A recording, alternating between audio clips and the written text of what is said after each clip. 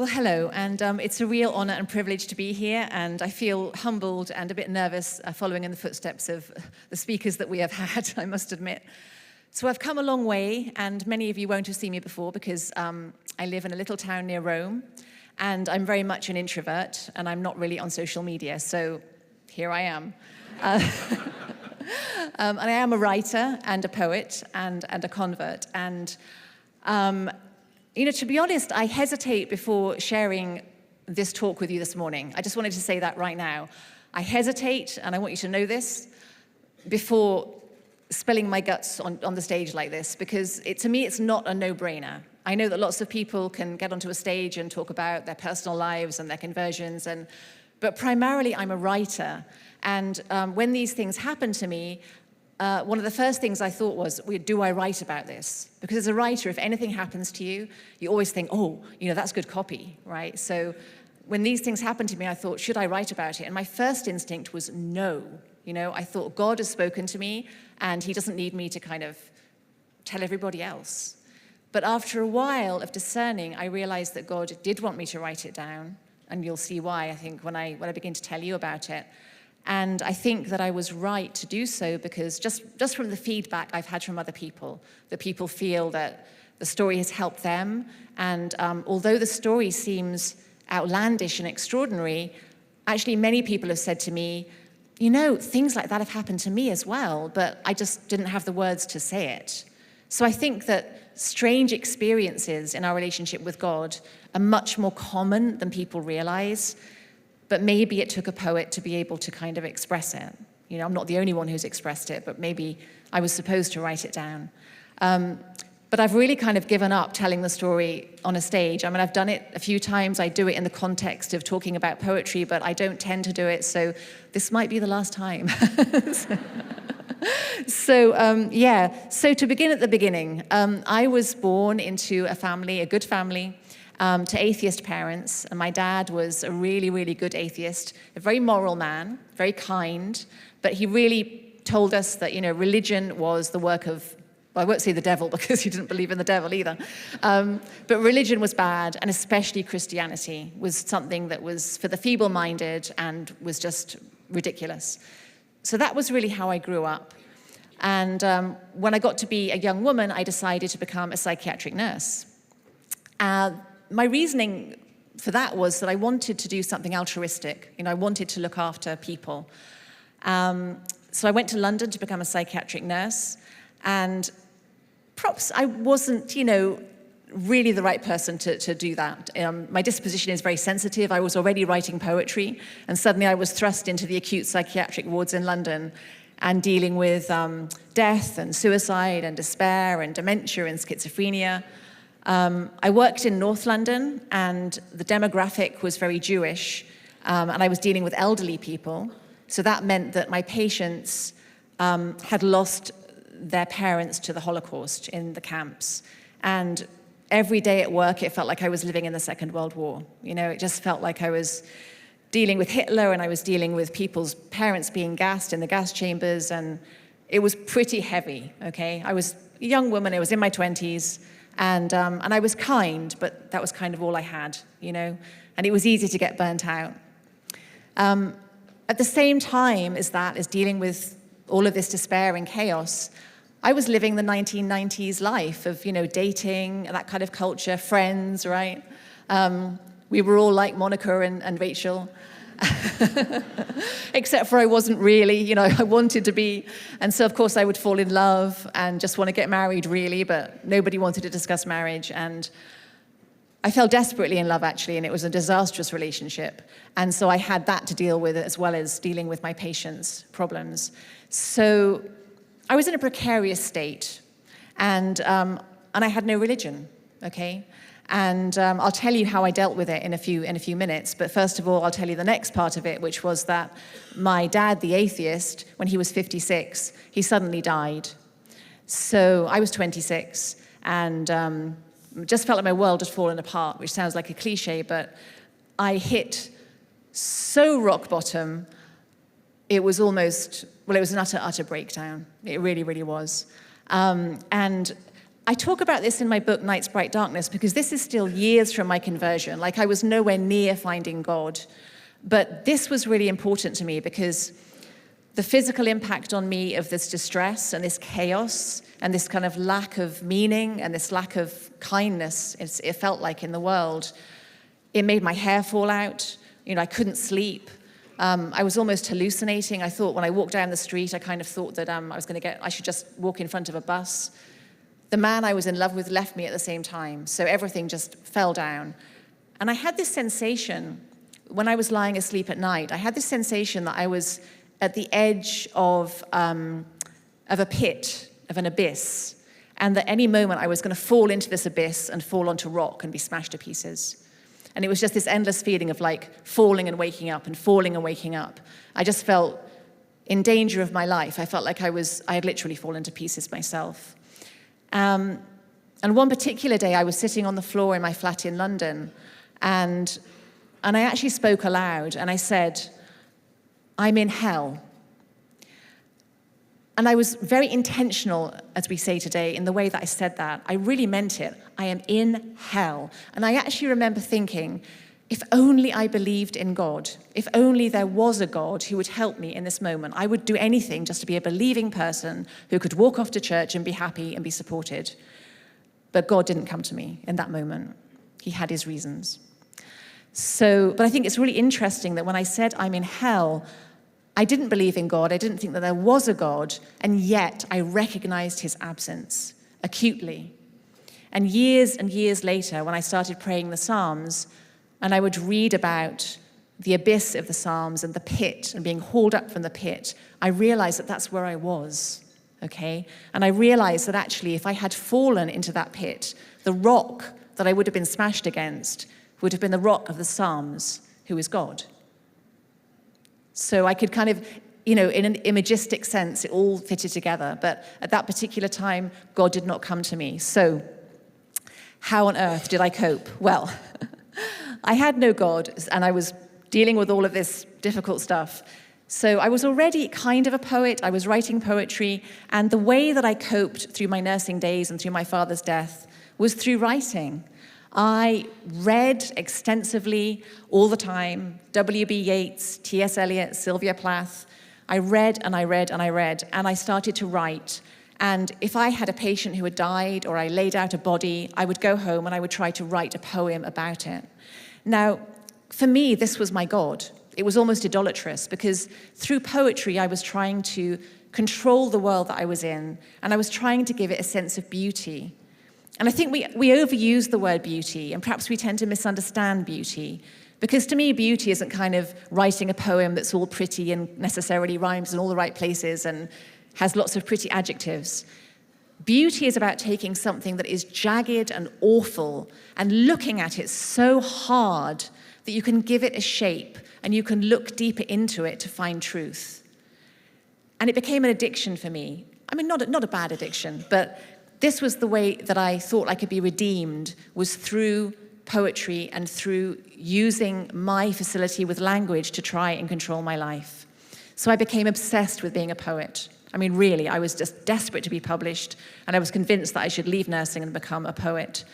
And I think that, it's a very religious thing, writing poetry in any kind of art. In Genesis, in the Garden of Eden, God says to Adam, he gives Adam all of these things, and Adam has to name them. And it's through our naming things that we can really understand things, and we can draw close to them, and we feel that we can in some way control them because we are kind of masters of the world. So it's a very religious sensibility, and that's really how I was trying to cope through all of those years as a poet. And I think this is the first intimation that I want to talk about to do with God's mercy, because creation itself is sort of the primary sign of God's mercy. St. John Chrysostom, who wrote the Divine Liturgy of the Byzantine Rite, because I'm kind of half Byzantine, which I'll explain later on. St. John Chrysostom said, "By your great mercy, you brought everything from nothing into being." Okay? By your great mercy, you brought everything from nothing into being. So God's mercy is in trees, is in us, is in art. When we make things, we are being merciful, because imagine if in a world that had no form at all, that had no day and no night, that had no time, that everything was infinite, we simply couldn't bear it. We'd fall to pieces. So I think that in the act of creating poetry, it's a merciful act. It's a way of giving shape to the world, which we as human beings really sorely need. Okay, so this is my younger life, if you like. If we flash forward to when I was in my 30s, I did become a poet.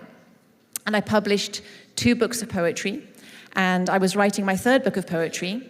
And I had got married to an Italian man. That's why I lived near Rome. And I had a little girl, a baby girl.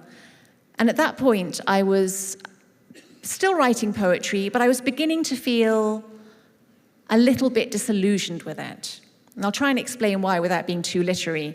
When I was a poet in the 90s, I started to attend workshops that told you how to write poems and what was a good poem and what was a bad poem. And you know how years and years ago, when there was poetry by Shakespeare or Alexander Pope or John Dryden, poetry was a particular shape, and it kind of told you what to think, okay? But when we came into the 20th century, we came into modernism, which, by the way, I love. I'm a modernist, okay? But what modernism did was it gave the subjective perspective to poetry. So you got inside somebody's head. But by the time we reached the 1990s, what that amounted to was a hyper subjectivity. And what this meant was that people were writing in a very, very narrow way about their world and how they saw their world. And you'll be aware of how this has continued into the 21st century, right? It's all about my truth, my lived experience, okay? So when we were writing poems, we were told to always keep it concrete, which is a good thing to remember when writing poetry. You always need to talk about the world around you and what's concrete. But we were ending up with poems that were kind of about somebody's toothbrush or somebody's cat, right? And that was considered very good. And if we wanted to write about something that was more transcendent, it was very much frowned upon. And there was even at that point an email that went around poets that was kind of tongue-in-cheek, but not really, with a list of banned words. And the banned words included God, soul, and Jesus, among other things, right? And I took that on board. I was like, well, yeah, because they are bad words for a poem. And and even now, as a religious poet, I would say you've got to be very careful with how you use those words. That's another story. But you see how we were being limited. We were being told not to look upwards. We were being told not to look to the universal. And once I was in Rome and I was married with my baby and I was, a relatively successful poet, I began to feel limited. I was thinking, I want to write poems like Yeats did. I want to write poems like T.S. Eliot did. Where are those songs? Where is that cadence? Where is that incredible soaring to reach something that's beyond ourselves? Even though I was still an atheist, by the way, and I could see no way that there was a God. So I began to get kind of frustrated, and I was also not making any money because poets don't make any money, right? So I decided, with a friend of mine who was a doctor, to write a book, a non-fiction book, about female sexuality. It was supposed to be like the handbook that every woman should have about contraception, abortion, sex, the whole thing. And she would do the physiological and the medical, and I was going to do the sociological, which meant that I would have to interview lots of women about their menstrual cycles and all the rest of it. And I thought perhaps I can actually make some money from this book. So we started the project, and I decided I would interview women of all stripes, Muslim, Jewish, Catholic, atheist, etc. So I quickly found secular women who talked to me. I found lesbians, I even found a prostitute, and they were all very happy to talk about their sexuality. But when I tried to talk to the religious women, they wouldn't talk to me. I couldn't get any answer from the local synagogue. The Muslim women never got back. And at that time I was living, and I still am living, in this little town called Santa Marinella by the sea. And strangely enough, there were lots and lots of women in the town who were American. And they all had loads and loads of children. And I'd see them in town pushing their strollers through the streets with like 5 kids hanging off the buggy. And I had my one little girl, and I was feeling a bit lonely because I was a long way from home, and I wanted some other women who spoke English. So I started to go around saying, should we make up a group? And finally, one woman said to me, yeah, we can make a group with you, but we already have a group, So I said, oh, good, can I come? And so I went to the house of one lady, and we had tea and coffee and did the wheels on the bus go round and round, and the kids all played together. And then they started talking about their faith, right, and going to Mass, and I was like, oh. And then they started talking about, abortion and how it was never okay, and I was like, what? And contraception, they were saying like, no, it's a terrible thing, and I was like, oh. And so I went home after that, and I said to my husband, I found friends for our daughter. I said, but I don't think I can see them anymore because they're absolutely off their rocker. They are seriously religious extremists, and I can't do it. And I said, should I do it for my daughter? Like, should I swallow everything and do it for my daughter, or should I just stick to my principles and not see them anymore? And I decided to swallow my principles. So I was in this group of women, and I decided that I would ask them about being interviewed for this book. So I asked my friend Christina if she'd be interviewed for this book, and she's very open, Christina, and she'll talk about anything. But she was like, no, I don't think so. And I said, well, it's going to be non-judgmental. It's not going to be anything. I really did want to know the truth about NFP, for example, stuff like that, because I know that contraception is very bad in many ways. I knew that. So I said, I want this to be a very, very expansive look at everything, but she just wouldn't do it. So I was kind of stuck. So at this point, I made a strange decision, which I'm sure that God would know the answer as to how I did this. There was a man in our town called Father Gregory. And I'd heard about him. People kept saying, oh, you have to meet Father Gregory. He's so wonderful. And I was thinking, yeah, but he's a priest. That just, to me, that was just an oxymoron, And but I knew he was Ukrainian. Well, he was Canadian Ukrainian, and I knew he'd fled Ukraine because he was cleaning up corruption in the church, and they'd threatened him with being killed.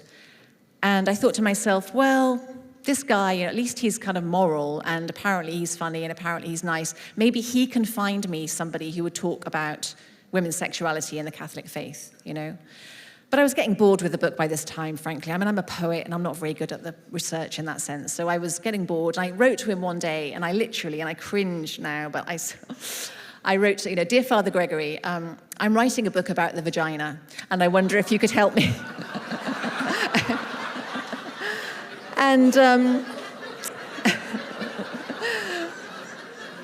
And I really wondered. I thought that he would just either ignore me or he'd actually be angry, So the next day, this email comes through, and I wish I could remember what he said, but he actually made me laugh. He said something that was really funny in return, and he said, let me think about what you need. There might be someone who can help you, because he had a friend who was an ex-nun, so she might want to talk to me. And I was really taken aback. And at that time, this was in the beginning of the 21st century, and the stories of clerical abuse were like pouring out of Ireland, right? You remember that? I mean, really, really horrific. And I was so appalled and upset. And I used to like walking around Rome and going into the churches and looking at the art.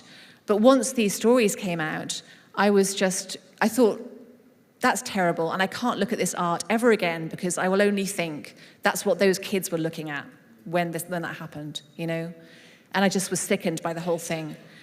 So I wrote to Father Gregory again, and I said, thanks for getting back to me. I said, I just wonder if you'd answer some questions about the Catholic Church. And he said, yeah. And I said, okay. And I said, for a start, you're a nice man, you're intelligent, you're educated. I said, if you were banking with a bank that ended up having connections to the mafia, wouldn't you leave the bank, If you were part of a club that was involved in some kind of horrible abuse, wouldn't you leave the club? So how on earth can you still be part of the Catholic Church? Anyway, we had this email debate between the two of us that got very heated. I mean, he was very wounded. He'd had to run for his life to this little town and leave his order because he'd been threatened with being killed by the mafia. He ends up in this little town and is attacked by this crazy woman who wants to know all about the Catholic Church. So we had quite the debate. And then at a certain point, this was in March 2010, in March 2010, suddenly things went quiet. And I was, one evening, feeling very churned up And it's very hard for me to convey this to people, but through this whole process, God really, really churned me up. I used to say that I felt like a snow globe. You know, when a snow globe is all shaken up and the snow's everywhere. I felt like that all the time. And one evening, I was reading a book that I've read many, many times before called I Capture the Castle by Dodie Smith. I don't know if anybody's read it, but it's a wonderful, wonderful book. And in it, the protagonist, Cassandra, is going to see the local vicar because she has a broken heart. And the vicar is talking to her about God. He knows what she's going through, but she doesn't know that he knows. And he knows that she wants to be a writer. And I've always identified with Cassandra. And at a certain point, the vicar says to Cassandra, religion is an art, the greatest. It is an extension of the communion with God that all the other arts attempt. Yeah, wow. And I'd read that book 10 times before and never noticed that line. And that night, I just put the book down, and it was like I'd been hit over the head. And it was like all those years of being obsessed with poetry, all those years of trying to get published and trying to find exactly the right word or the right phrase. And I suddenly realized that possibly, there was a creator already, and he was the poet with a capital P.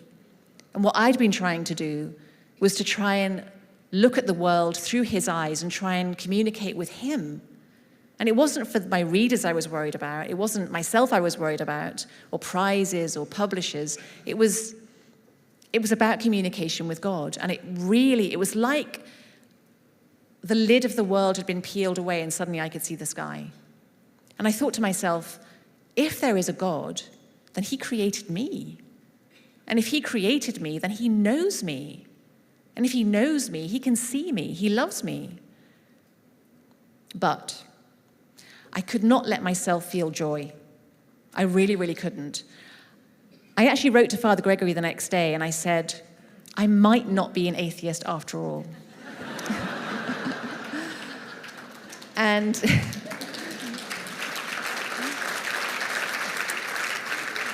And he said, I didn't think you were that dumb. He was really annoying at times.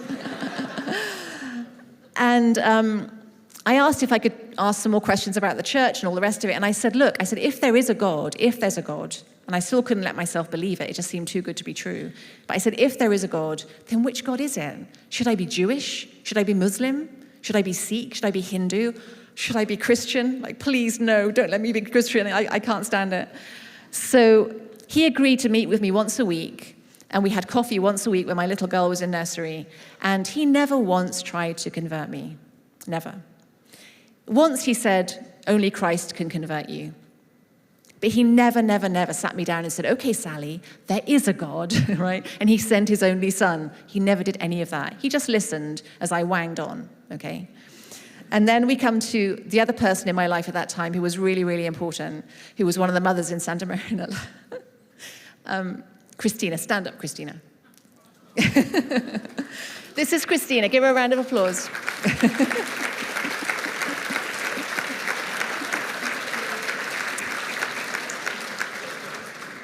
Because Christina was one of the crazy mothers with the wheels on the bus. And I'd go around to her flat all the time. And, you know, Christina, she never tried to convert me because she said actually just the other day, like yesterday, she said, well, I really, really thought you were a lost cause. Like, there was no point. You know?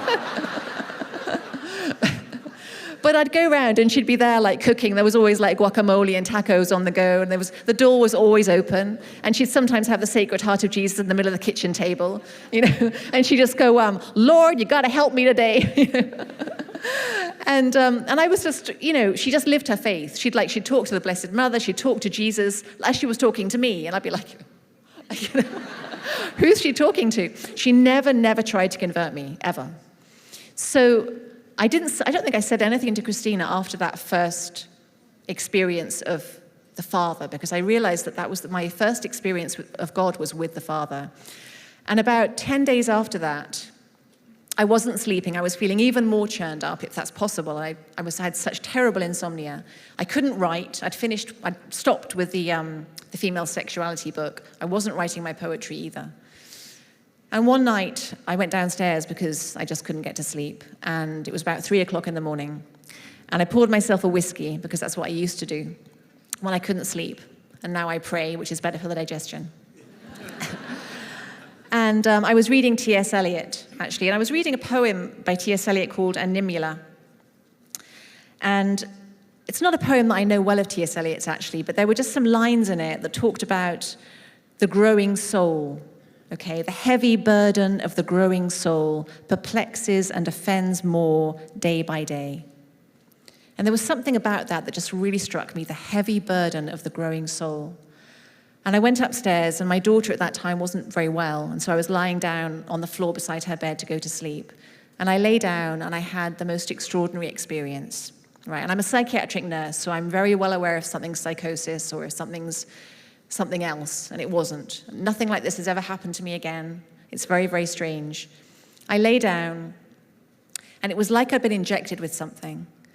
And tears just began to pour down my face, and it felt like there was this huge sort of warmth running through my body. And it was like I'd been kind of twisted like this my whole life, or kind of looking over my shoulder, and all of a sudden I just came completely straight and relaxed and soft. And I just had this image of a candle flame, and it felt like my body was kind of like melted candle wax, and that I was this candle flame. And I didn't know what it was. I had no words to describe it. I didn't understand what had come upon me. Something had come upon me. And I knew it was something incredibly significant, but I had no idea how I would ever tell anybody or how I would ever describe it.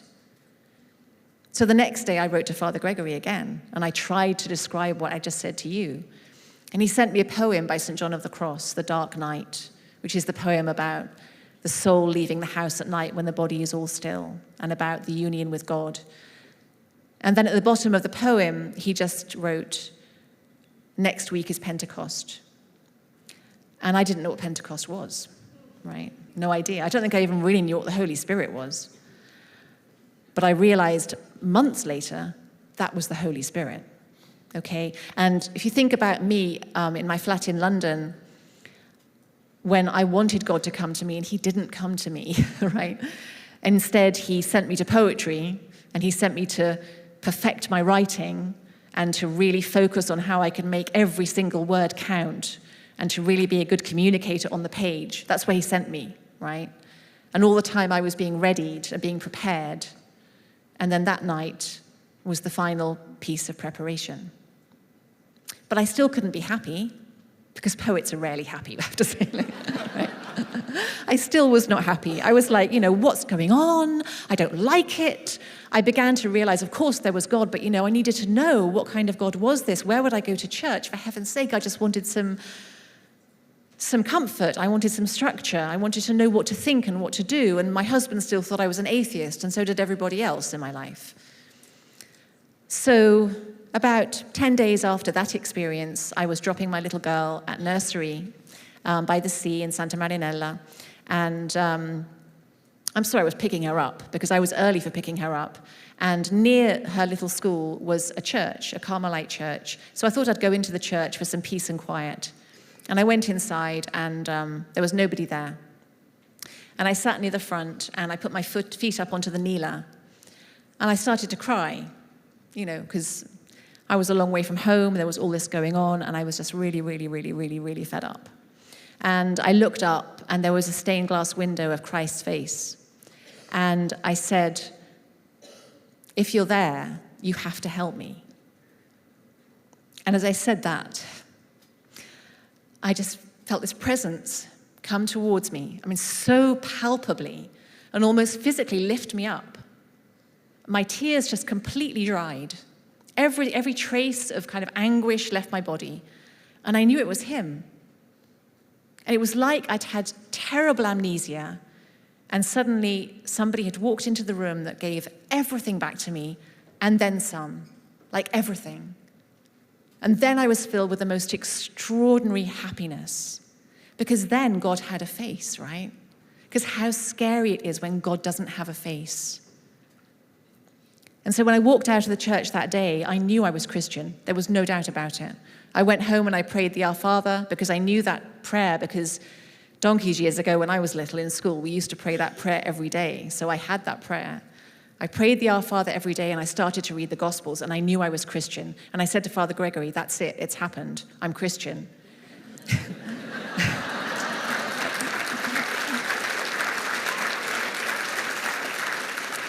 But I said, but please, I can't be Catholic.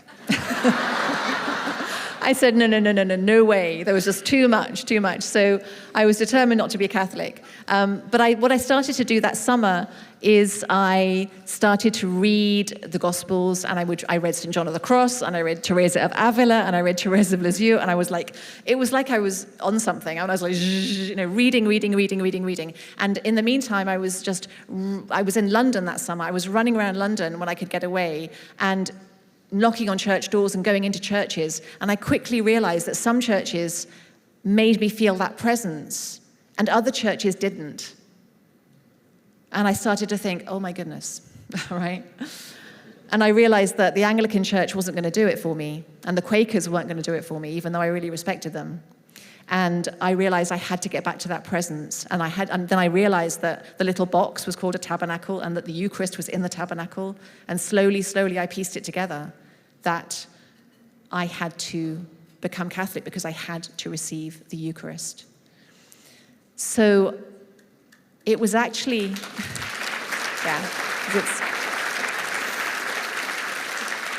it's the only thing. I mean, people say, why are you Catholic? Well, to me, it's the Eucharist. I mean, as well as many other things, Blessed Virgin Mary and all the rest, but it's the Eucharist.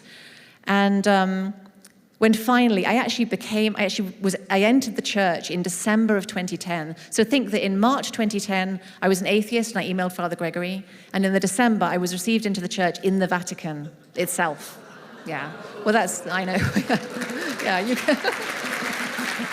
Well, that was a strange tale in itself, believe you me. It wasn't supposed to be the Vatican. That's a whole other story. It was when there was a vote of no confidence in Berlusconi, and Rome was shut down completely. I was supposed to be confirmed in a different church, and Rome went into lockdown that day, and there was violence, and there were shops being attacked, and there was broken glass everywhere, there were fires, and I got to the church where I was supposed to be confirmed, and the dean of the Angelicum University said, well, Sally, well done for making it, but Cardinal Cottier is in the Vatican. He can't get over here because the roads are blocked. So he said, but he says that he'll confirm you in the Vatican. So, yeah. So me and Christina and Father Gregory and Christina's husband and my husband, we walked across Rome, and there were no cars. So all the traffic had been stopped. And as we walked all the way across Rome through Piazza Venezia and approached St. Peter's, you know those clouds of starlings that you get? Those clouds of starlings came down and almost like they dive bombed us. And they pooped on every single one of us. And Father Moreau, who was the dean of the Angelicum, said, he's now Bishop Moreau, he said, it's the last battle for your soul. So we reached the Vatican, we reached Santa Marta, and I was confirmed in the Vatican. So that day I received the Eucharist. And talk about God's mercy. This is what it's about for me, is that when I received the Eucharist that day and when I did in the future, I knew what it was like to be seen. Finally, I knew that I was in God's gaze and I was being held.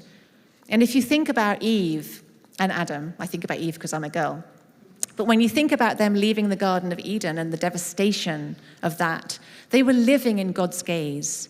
And when they left, it must have seemed like the end of the world. But God's fundamental mercy is that he hasn't abandoned us, and he's given us prayer, and he still watches us. Even in Job, God is that watcher of men. So when I was on the floor in my flat in London, and I was saying, I'm in hell, God was watching me. So this is what I begin to see as God's mercy, is this enormous love that he has for us, and how, Bishop Barron was saying, what was it he was saying the other day? How, love follows mercy. Well, yeah, because Christ was merciful to me because he came to me and then I fell in love with him. But with God, it's the other way around, I think. God loves us so much, and that's why he's merciful towards us. And, God knows every cell of us, he understands, when I take communion and I'm praying, I sometimes feel like he can see me like when we're in a plane and we're 36,000 feet high and we can see a whole city, okay? And that's how God sees us, but even more. He sees the whole sweep of us from before we were born to after we're gone, the whole shape of our lives. But more than that, he sees the minutiae, the every single day, the every thought that we have, the every hesitation, absolutely everything coheres in his gaze. So this is his mercy. I had an intimation of God before I converted, actually, and that was when I was pregnant with my daughter. And this ties in with the mercy theme as well. This is why I want to bring this up. I'm a very sensitive person, so I tend to make a meal of everything, as my mother would say that. I make a mountain out of a molehill. So, Christina has 5 kids. I've just got 1 kid, and I think that God knew that would occupy me. Because I tend to feel things very intensely. So when I was an atheist, I was pregnant with my daughter in Rome, I began to have religious thoughts about her. And I began to think that she was like a little saint inside me, because she was in darkness, right? And she could hear this voice that was the voice of her creator. And she was yearning towards a point of light, right? And I actually wrote a poem saying that, fetuses are like little saints that are like yearning towards the light. And then when my daughter came, she looked at me and it was like, I was this kind of God in her life. And the love that I experienced with her, as I know that you'll all understand if you're parents or if you've ever truly loved somebody, is absolutely and utterly overwhelming. And as parents, we know our children, and perhaps particularly mothers, we are within ourselves, their flesh and their blood and their bones and their character and everything is laid strata on strata within us. We know every hair on their head. Not forever, but in those first kind of months. They are one with us. The mother and child, to begin with, they are one entity. And to me, that's the greatest kind of metaphor for God's love for us. Because God uses that metaphor, right, in the Bible. He says, and I have it written down here somewhere, if I'm organized, which I'm not usually very organized. Can a woman forget her nursing child or show no compassion for the child of her womb? Even these may forget, yet I will not forget you. So, God sees that. God sees the immense, immense love that a mother has for their child. And the empathy that I had for my daughter was so extreme. I remember being with Christina, actually, and I remember when Celia, my daughter, she fell over for the first time, and she grazed her knee. And it felt like a sword had pierced my own soul too, My daughter kind of just jumped up and ran away, and these tears just started to run down my face. And Christina said, what's up? And I said, Celia grazed her knee, And I think it was the hormones, but that's what you get, is you kind of, and hormones are wonderful. Like, people say, it's just hormones, but actually, hormones and chemistry, brain chemistry, this is how we begin to understand the divine. Because as parents, when we feel the magnitude of that love that we have for our children, we can begin to glimpse the tiniest bit of God's love for us. As mothers, I couldn't feel all of the love for my child at first. Do you remember those early days of being a parent, when the love you feel for them comes in these enormous tidal waves, and then kind of it goes away again, oh my goodness me. Like every day there's this tidal wave of love, because we can't deal with infinity. And it's like God showing us, like bit by bit, the enormity of our love for them, and by extension, the enormity of his love for us. And I began to see that Christ on the cross, to me, it's the biggest act of empathy. It's God saying, I see the suffering world, I see the pain in the world, and this is me entering into the world and being there with you. Okay, so I guess what I'm saying is that mothers have a particular chance to be holy. And as a mother, I begin to think, well, how do we extend that mercy, the mercy we feel for our children? Well, we'll do anything for them. We can do anything. We can run 1,000,000 miles for them. We can make them 1,000,000 meals. We can stay awake for them. We'll do anything for them, because we are merciful towards them, because we love them so, so, so much. And I began to think, as a Catholic, well, if I could feel like that about everybody, I'd be a saint. But it's not so easy. So I wanted to, at this point, I'm coming to the end of the talk, but I wanted to ask about, how we could be merciful to other people in the way that God is merciful to us. And I want to go back to when I was a psychiatric nurse and I was a student. And one day a woman came onto the ward who was in an acute psychotic state. And her hair was tangled and matted. And she had a terrible look in her eyes. And she was like thrashing around and she was dangerous. She wanted to hurt people. And the nurses had to pin her down and inject her and put her into a room that was made of glass, reinforced glass. And then they sat me outside the room and they said, just watch her and make sure she doesn't crack her head against the glass. Just watch her and make sure she's safe, okay? And this woman, she was like a wild animal, okay? And I was sitting there and she was yelling at me and saying, I'm going to kill you. She was swearing at me. She was mocking me. She was spitting at the glass. And I knew that the seasoned psychiatric nurses would have just picked up the newspaper and just read the newspaper, right? And they would have really ignored her because soon enough the medication was going to take her down, all right? But because I was very young and I was very naive, I thought, I've got to accompany this woman, right? So I sat there and I just stayed and I just watched her. And she carried on telling me that she wanted to do the most terrible things to me with a knife.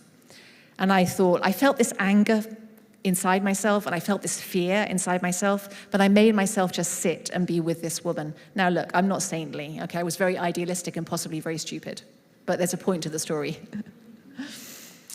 Because a few months later, a woman came onto the psychiatric ward, and she was very smart in her high heels and a tweed suit and beautiful hairstyle. And she came up to me and she said, you don't remember me, do you? And I said, no. And she said, I was the woman in the glass room. Yeah.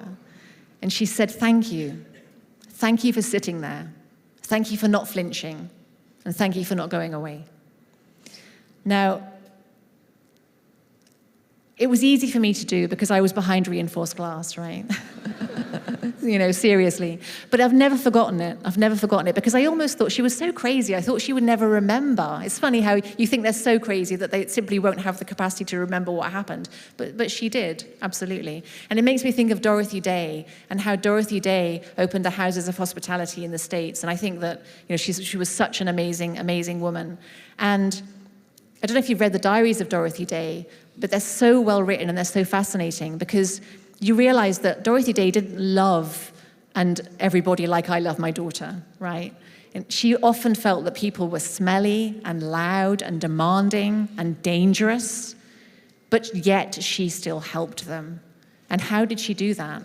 Because she always said, look for the face of Christ in the least of men. And I really had trouble with that expression because I've always thought, well, okay, I can see the face of Christ in people I love, and I can see the face of Christ in people who are suffering, no problem. But when someone's being really unpleasant or violent, how do you see Christ in them? And I want to finish with a poem from my book, 100 Great Catholic Poems, because this really made me understand that expression, the face of Christ in the least of men. And it's a poem written by somebody called Alice Meynell, who was writing in Victorian times. And it's called The Unknown God.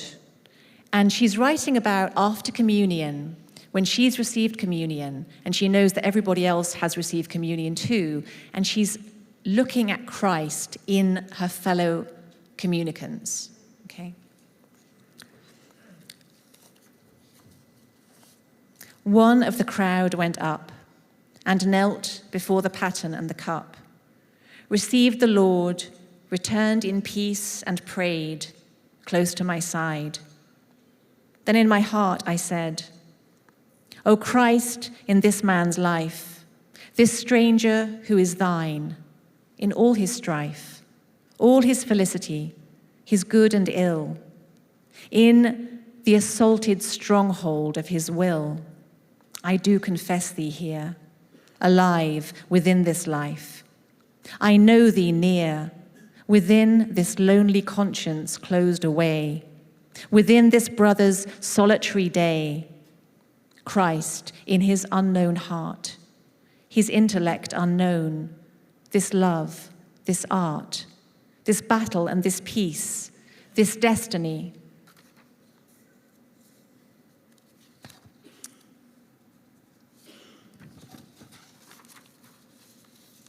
that I shall never know, look upon me. Christ in his numbered breath, Christ in his beating heart and in his death, Christ in his mystery. From that secret place and from that separate dwelling, give me grace.